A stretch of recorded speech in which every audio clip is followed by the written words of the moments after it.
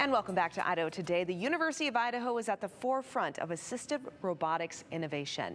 We visited their campus to take you behind the scenes in their laboratories and see the research firsthand.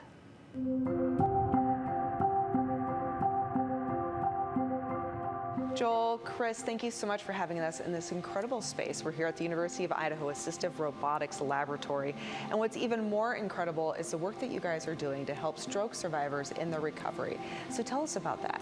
Yeah, we are designing and building exoskeletons, and we're focused on creating technologies that are going to allow us to understand function and impairment better, and also to help us rehabilitate people better, learning how the process can improve function and outcome at home. Okay, and then with that, though, your robots that you're building here, this is just one of a few things that you've been working on. You're using what we already know about the human brain to help stroke survivors with mobility and movement. Explain that. How can these robots do that? In the first 3 months after a stroke, there's a kind of a new window that opens up in the brain that is kind of like when you were a child learning how to do things for the first time. Your brain is more plastic and able to relearn and grow neurons in a different way that is going to taper off. You can still improve later on, but it takes longer to see those gains. The more you train, the better. You get better outcomes by doing more work.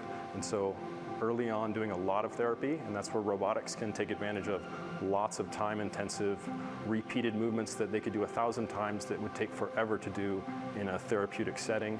And then the last one is active participation. So if the subject isn't actively involved, if this robot did all of the work, the subject wouldn't learn nearly as much as if they're actually trying. So we have to have intelligence in the robots that can measure the movements that they're doing and only assist as much as needed so that they can recover the most.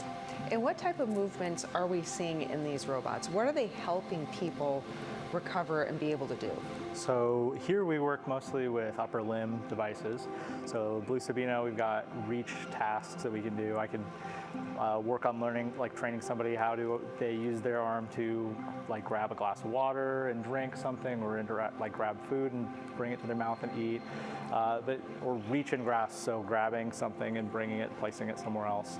Anything that you would do with your hands in your daily life, because you use your hands and your arms for pretty much everything. We kind of don't think about how much we just take for granted everything that we can do. Well, in addition to our clinical robotics, we're also working on home-based devices that would be lightweight, wearable, non-powered devices, so things that you could just mount to your body and help give you some assistance back. Stroke patients often suffer from something called abnormal muscle synergies. What that basically means is when you try to lift your arm against gravity, often your biceps will contract and you'll be stuck with your arm close to your body. And so just by offloading some of the weight of the arm, a certain amount of stroke subjects have the ability to reach a much larger area with their hand. So if we can provide them with the assistance that they need, that they use in therapy to do practice with a device that can be just body mounted, then the hope is that they can reach more with their hand. We also make devices where we provide assistance to the fingers to help open the hand. And if you can open the hand to interact with daily objects, then the thought is for those projects to help people train in daily activities doing what they would ordinarily do and get way more therapeutic time to try to increase their chance for recovery. What's the role that University of Idaho students play, though, in the creation of these robots? We've had students that are involved in the design process, the build, giving feedback in here with subjects, participants that have had stroke. And Chris has a unique perspective on this. And, been really fun to kind of get in from like just kind of an undergrad perspective of just kind of getting acquainted with robotics and the whole field, and then decided, well, hey, I can actually do a PhD. That's something that some undergraduate me wouldn't have even thought it was a possibility at the time, and I just really enjoyed the whole time here, getting to interact with our students and mentor them too as I kind of learned more and more. And yeah, now I'm in this faculty position, getting to teach people, mentor people, and really enjoy it. So, how does it make you feel, though, knowing that you're making something that is going to help improve the quality of Idahoans' lives and possibly even the world, right? Is a big motivator for anybody that kind of works on this stuff, for wanting to be able to do something that gives back and improves the world in some way. And probably one of the greatest motivating factors for all the people involved. And it's nice knowing that all the students that are drawn to our lab are excited by the same things that we're excited about.